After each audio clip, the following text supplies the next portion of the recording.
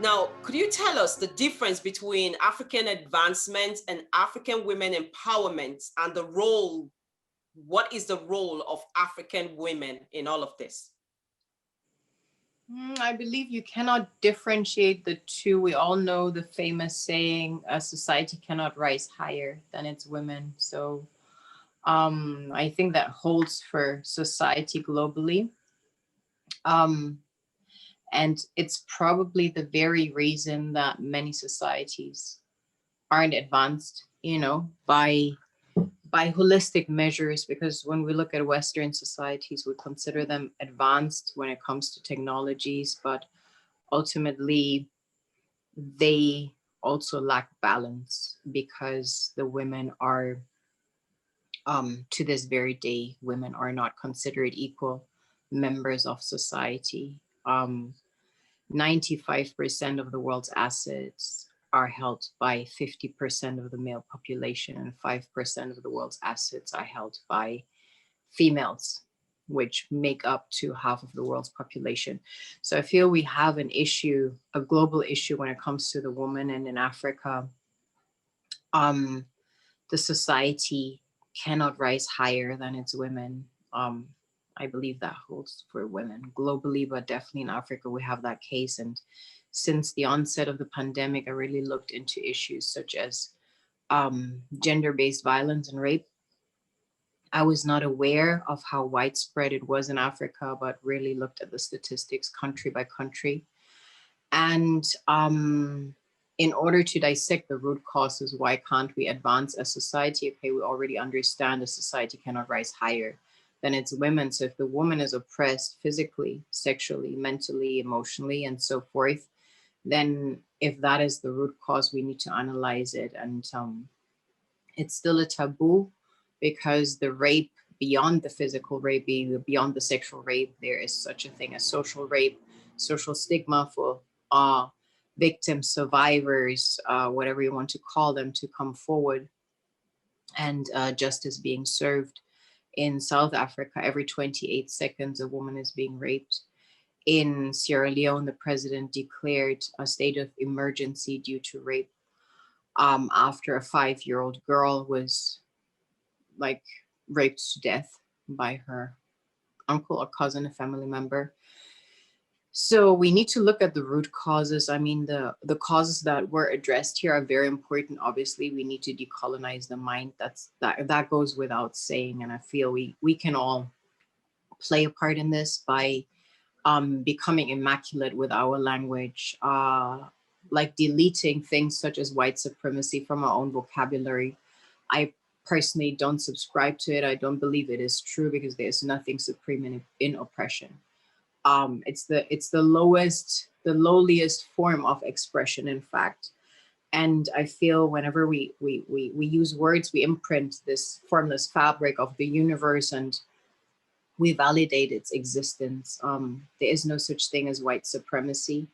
There is such a thing as power, economic power. And that holds for women. Women are being oppressed because they have no economic power. Black people are being oppressed because they have no economic power. You will not see police brutality exercised against a Michael Jordan or Oprah Winfrey. That just doesn't happen. It happens to those who can't fight back. And with women, it's the same thing. And I feel we need to step out of that victim mentality, which we self-inflict when we use these terms. We are at a disadvantage. That's very, very, very clear. And we have to see how best can we close the gap economically in order to be taken more seriously on a global level. Our leaders, of course, play a part. Our school system definitely plays a part. And with Osari, I know Osari University, first steps in the right direction are being taken. That should be a given. We shouldn't even debate whether we study an African curriculum. It's ridiculous that we study anything but that. It should be a given that African languages should be mandatory. these should be mandatory classes that students have to take. And then all Western languages should be electives, that you can elect, but it shouldn't be the other way around. When it comes to history, definitely, I don't think European history should be told, because there's not much to learn from it. They are experts in genocide. Is that really what you want to imprint in a young mind? I don't think that that is anything noteworthy, that should be taught. We definitely have to write our own narrative through our perspective, and victory is always subjective. The one who has the tools to publish will write the victory in their name, and that has happened. And today we have the tools to rewrite it, so it's really the question is what we're waiting for.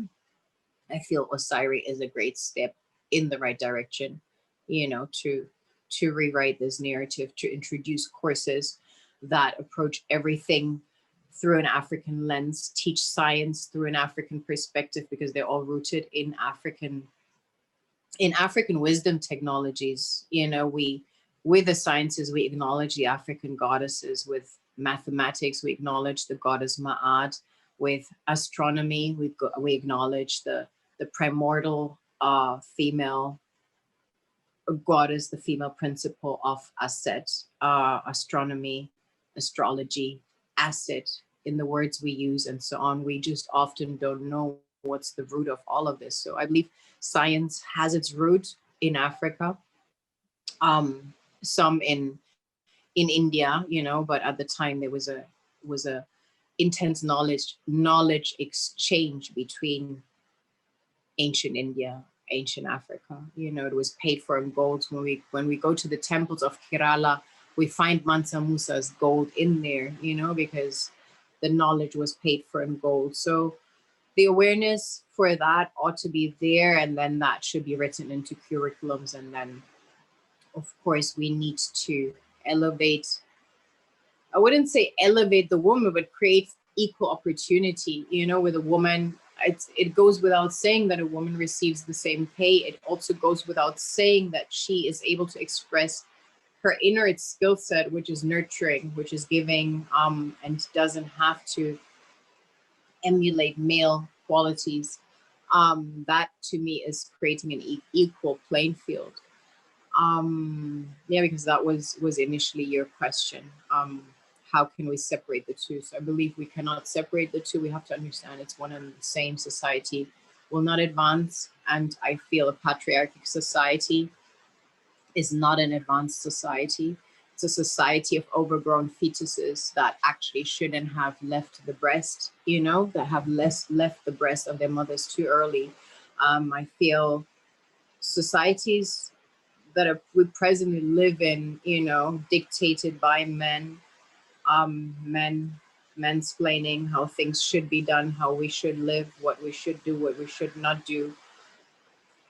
It has to fall. It is falling, and from there, something sophisticated can emerge.